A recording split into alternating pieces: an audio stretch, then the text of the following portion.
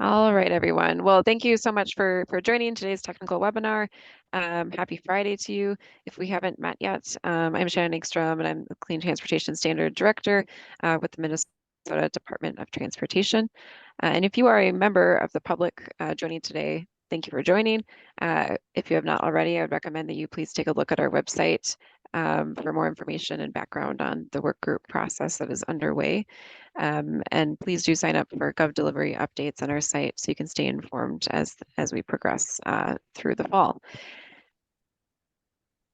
And then apologies for folks that have joined all of these webinars. Some of this will be a repeat.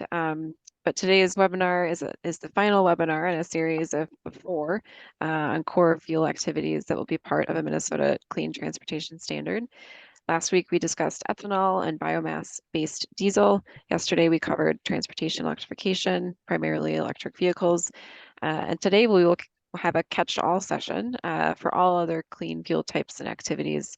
And I'll let our technical expert, Philip Sheehy, introduce everything that we'll be discussing today. And I also want to remind everyone of our upcoming Land Use, Water, and Ecosystem Services webinar on October 16th.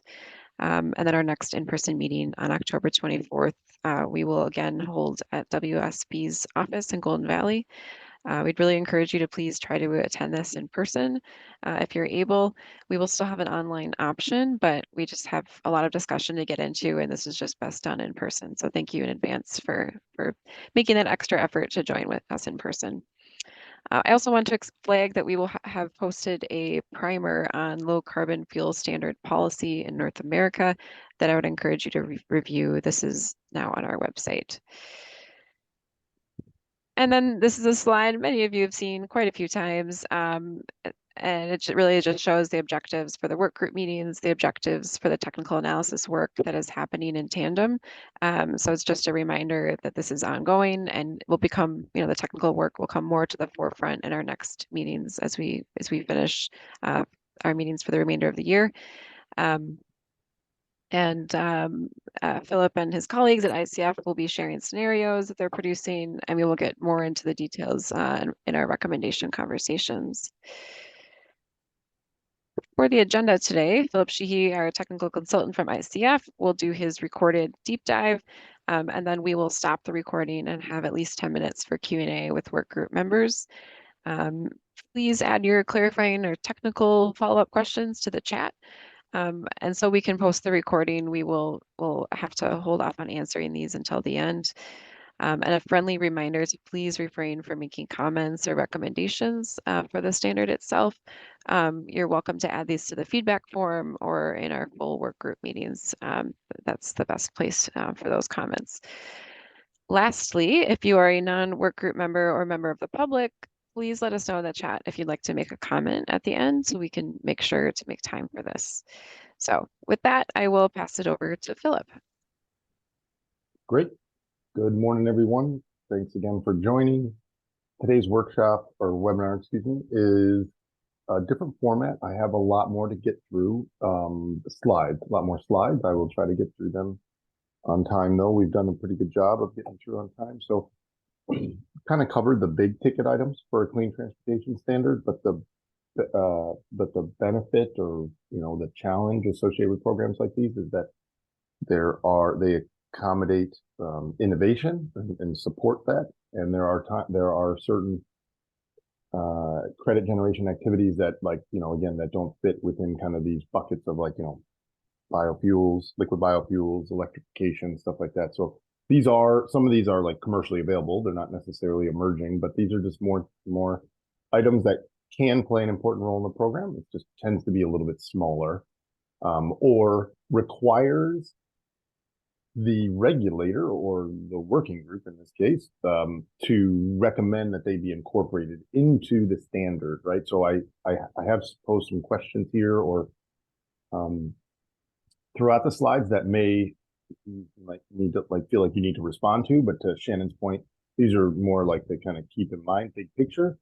A lot of these things we can accommodate in the modeling, and others we cannot. And I will be forthcoming about those in the subsequent slides. So we're going to cover these 7 things today. We'll cover hydrogen, which we should have covered previously. That was an oversight on my part.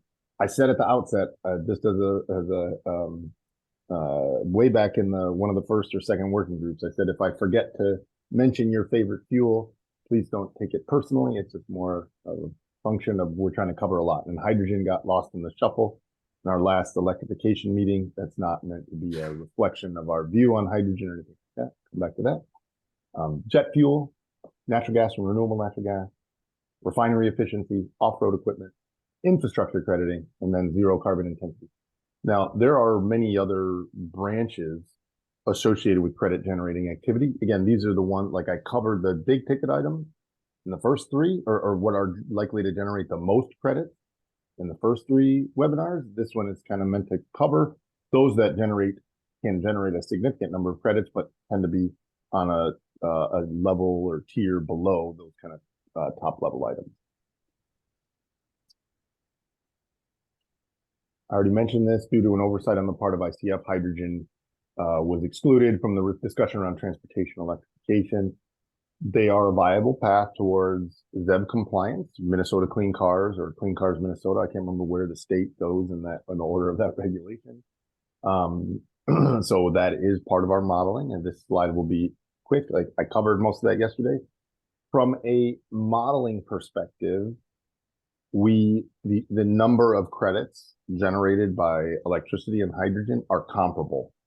Again, under the assumption that the carbon intensity trajectory of hydrogen gets better over time as it moves towards green hydrogen via electrolysis and or via SMR of renewable natural gas. And those are incentivized through a variety of other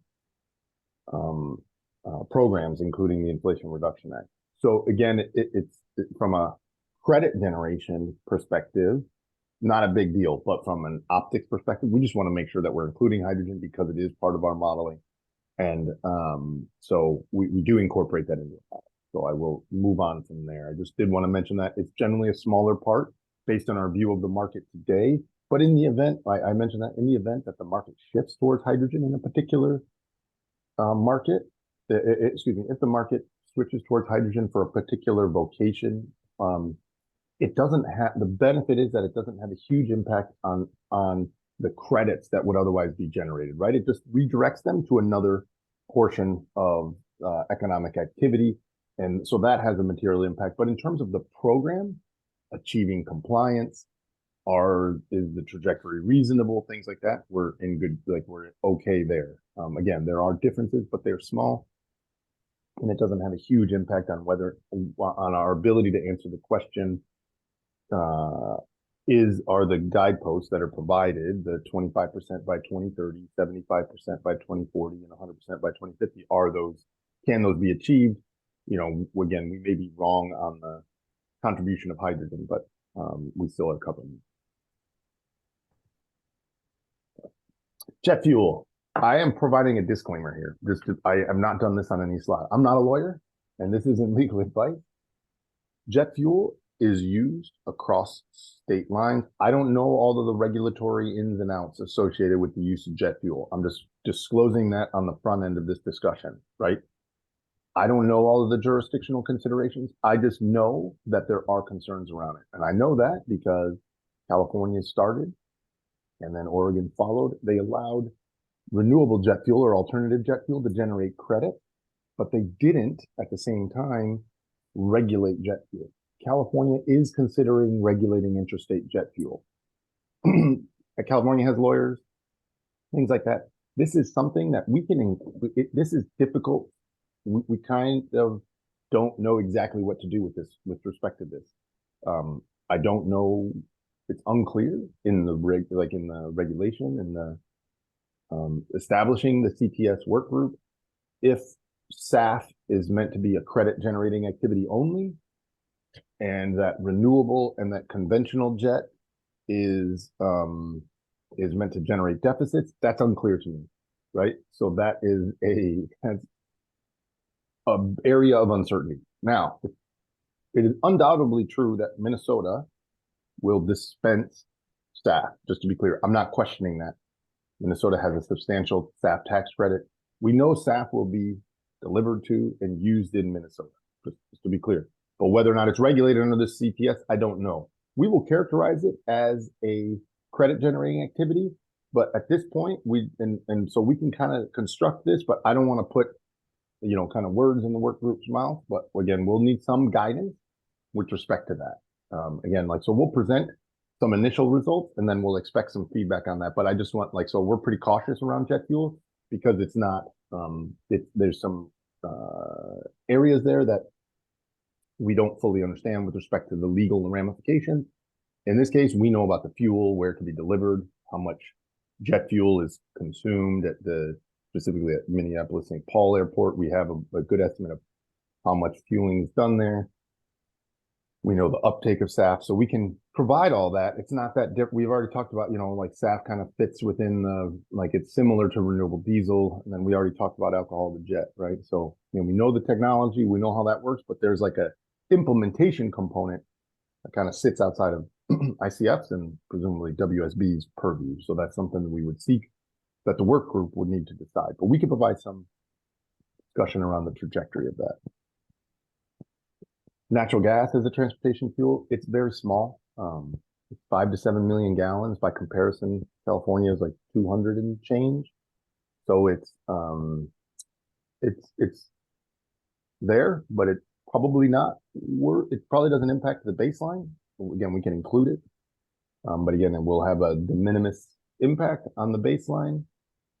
Just in terms of trajectory, what will happen is a good portion of that will probably be, if there's a considerable amount of fossil natural gas used as a transportation fuel has already been displaced by renewable natural gas domestically because of the renewable fuel standard. If there is any fossil natural gas left in Minnesota, I don't know off the top of my head, the data aren't clear on that. It is very likely that it would become renewable, or it is, a high probability that it would become RNG in a short period of time if a CTS move forward. And then that, like in California, we've seen a transition from RNG from landfills, and more recently RNG from other stuff, including animal manure-based feedstocks, and that's where you direct animal manure to a digester, and then that biogas that comes off the digester is processed to make and upgraded for injection into the pipeline. Just real quick or briefly on the carbon intensity of renewable natural gas, there is generally speaking, landfills are somewhere in the range of 35 to 50. They go higher. And you're getting, in the context of the GREET model, you're getting credit for avoiding landfills are required to flare CO2 under federal regulations, Clean Air Act. You're getting credit for avoiding the flare by using that for a beneficial purpose, by avoiding that, by directing that CO2 to a beneficial use, or that methane to a beneficial use. But in the absence of intervention, you're taking that methane and you're flaring it, right? So it's not like they're not venting that methane, right? Methane is a potent potent greenhouse gas. So instead of again, the baseline consideration is that landfill must flare that methane, right? So you're getting credit for avoiding that flare, but you're not getting credit for avoiding methane being vented into the atmosphere. Those are two different assumptions. In the case of dairies, the assumption generally, oftentimes, is that the methane that you're capturing via biogas would have otherwise been vented to the atmosphere, because there's no legal requirement at dairies to capture that methane and then burn it. So one is avoiding CO2 and the other one is avoiding methane. And because of the higher global warming potential of methane, you see this RNG from animal manure get very low carbon intensity. And that's just the current convention associated with GREET modeling, and specifically related to what's referred to as the offset protocol for dairies in California. And that's followed in Washington and Oregon. I am just noting this, RNG from animal manure is often produced at concentrated animal feeding operations. There are environmental harms affiliated with CAFOs. And as a result of that, RNG has been subject to criticism as a result of that affiliation. So I'm just putting that there because I just want to recognize that it's, that there are mentions of issues there. But again, they don't like that. This is just like, kind of a snapshot. There's a lot of variation in the market associated with where RNG comes from. I'm just representing this as like this isn't a requirement that RNG from animal manure has to come from a cathode. This is just it's also kind of the market perception in some cases. I'm not providing any comment one way or the other on that, just to be clear. This is a fact that I'm addressing, just to be clear. I don't want it to be misconstrued as some criticism or comment in favor of renewable natural gas. Refinery efficiency. The idea here, this wasn't initially a credit generating opportunity in California, for instance, and then it was like, hey, what happens if the refinery, again, because it was a low, like, you can understand it's it's a low carbon fuel regulation. So, what is in and what is out is a difficult question sometimes. And the question was, what happens if a refinery makes an improvement that reduces their GHG emissions? In California said, okay, that's an eligible activity. I don't think this is eligible in in Oregon, in part because they don't have any refineries in the state. So I think it's less of a priority for them. Don't quote me on that. I would need to check on the CFP if they allow refinery efficiency improvements, but it hasn't been as big of a priority there, just given the role of refining in California, that it is eligible there. So the question would be, like, if there are improvements at Pine Bend or St. Paul Park, can that generate credits? And there's a bunch of ways you can do that. Again, this wouldn't be incorporated into the baseline, so I can skip that discussion. This is stuff that would have happened past 2018, and I'll come back to that in a second. But you can reduce GHG emissions at a refinery. I would say the efficiency improvements are often overstated, in part because refineries tend to be quite efficient. They're like, I'm not a refining expert, to be clear.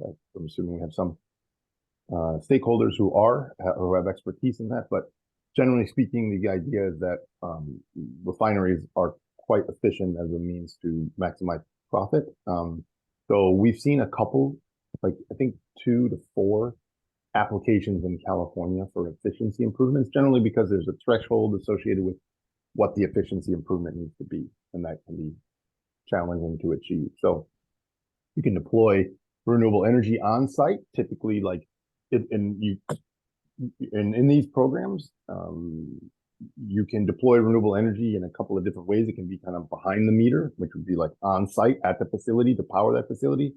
And then there are often times where one might consider the purchase of renewable energy or the purchase of a renewable energy credit, a REC. Those are administrative issues with respect to eligibility, not something that I determine. But again, if you are not assuming grid average power, grid average electricity, or then you can lower your carbon intensity at a refinery. Same thing, renewable hydrogen. Hydrogen is used in the refining process.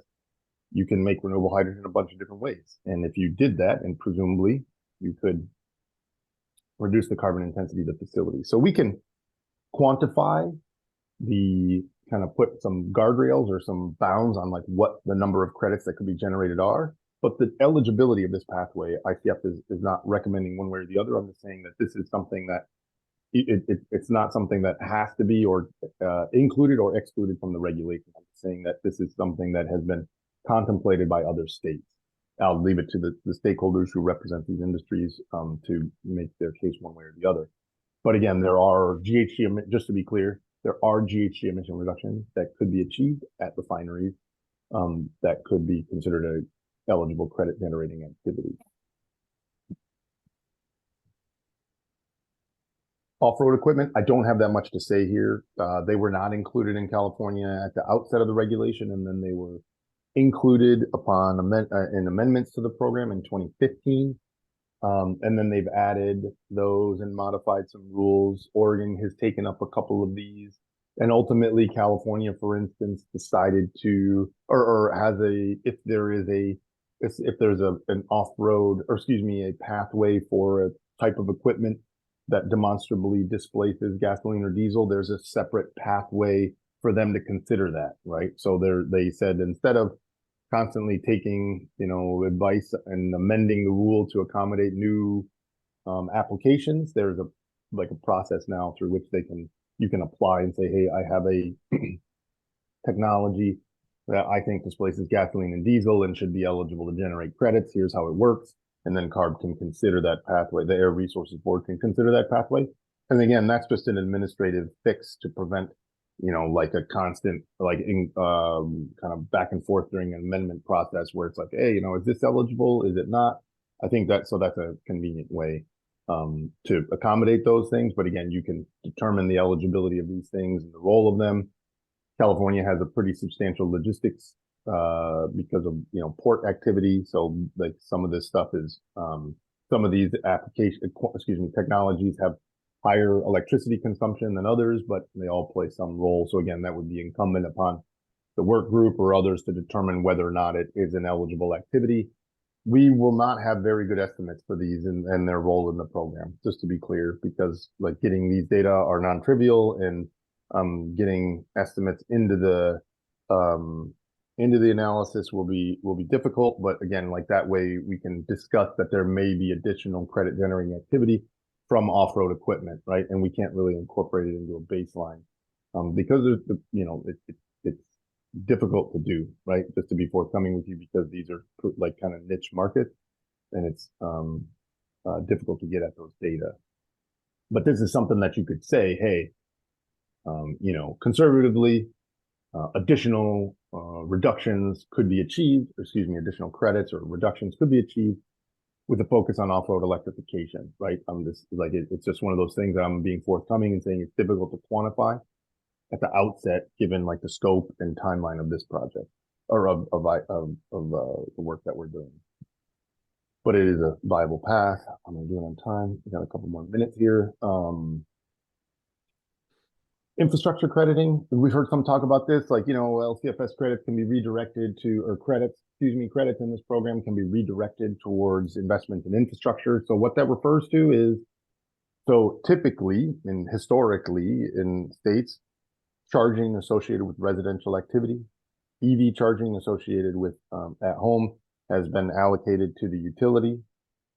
And then the utility has to monetize those credits. And then they've been told what to do through the regulation with those credits. They're constrained. It's not revenue to them that ends up being, they're a pass-through entity. The away from home charging, whether that be level 2 or DC fast charging, the station owner operator generates the credit. In this case, the idea was there was a recognition that this is like, I think you're obligated to say chicken and egg in these conversations. So if you have that on your bingo card, we fulfilled that.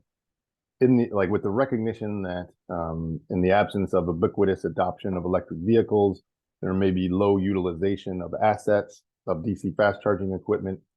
Same thing with hydrogen. At the outset of the market, there may be low utilization of a hydrogen refueling station. And so they use this infrastructure crediting to kind of top up the investors in that, or the owner operators of that equipment. So if you if your utilization could be 80% or is requires 80% in order to break even or be profitable, and your utilization is actually 20% because you're building infrastructure in advance of the market being able to, or more vehicles being deployed, the infrastructure crediting in California tops you up. It gives you it basically gives you credit for a defined period of time for the difference between what you dispense and then some theoretical utilization target, right? So that's what infrastructure crediting is. This does not exist in Oregon. It's only in California. This is that's where the market is, right? I'm not opining one way or the other on this. I'm saying here at the bottom, we will not include this, partly because it requires an assumption around the infrastructure that will be required to achieve or to support, the infrastructure that will be required to support the adoption of electric vehicles and hydrogen fuel cell vehicles.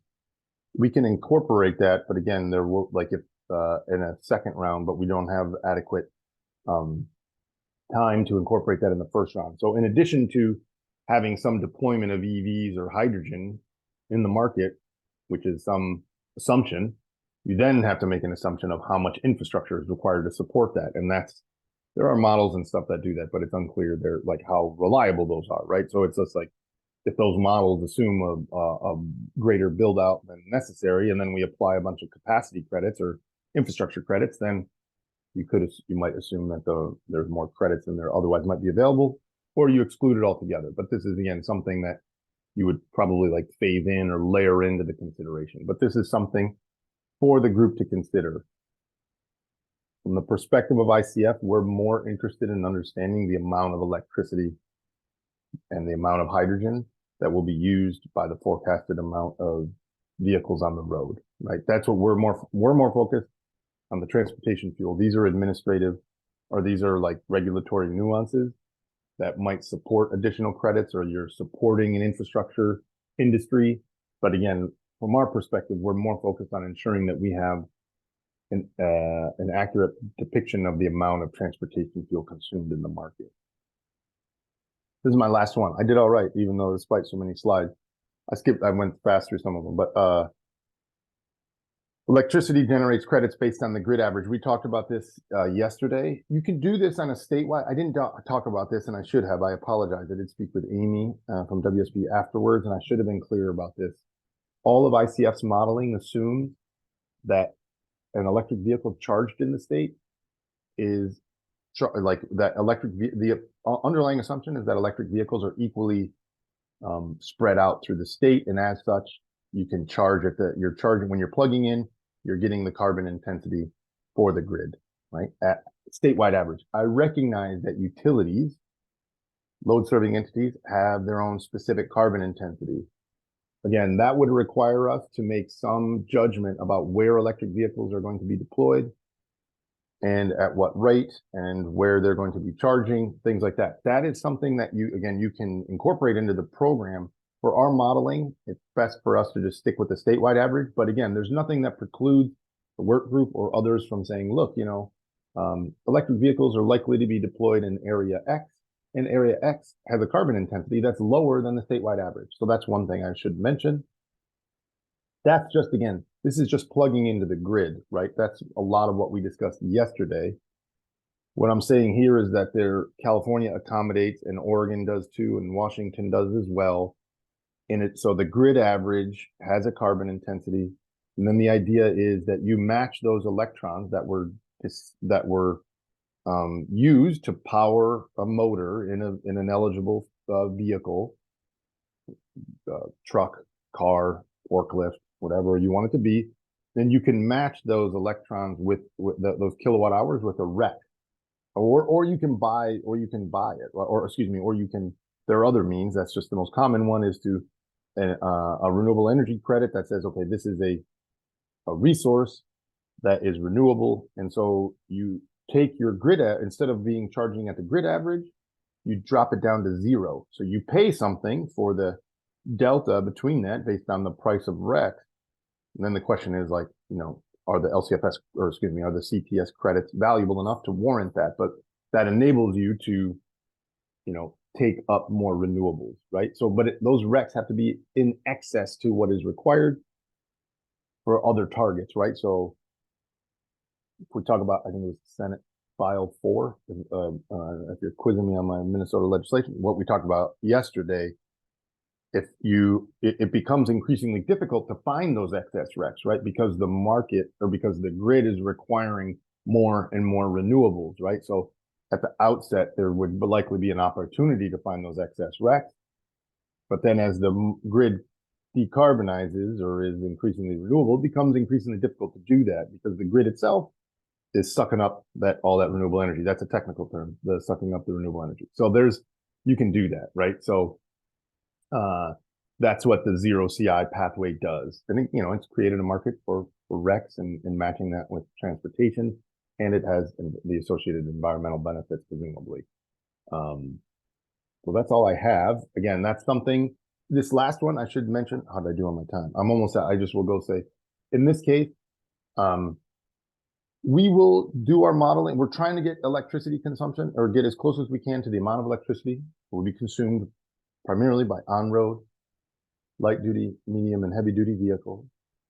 And we can show, like, hey, if we can demonstrate how many additional credits would be generated if a zero CI provision were incorporated. From the outset, we won't do that. But again, if somebody's like, hey, what, or we could probably do that from the outset, actually. I take it back because it's pretty easy to do. But that's just something that we could we want to limit the number of toggles so that people can digest the information we provide. But I'm just highlighting this because, again, it's something that can generate a reasonable amount of credits in the near to midterm. Again, in the long term, it gets tricky because that grid is already pretty clean. So anyhow, that's where I will stop and we can turn it over to questions. Great.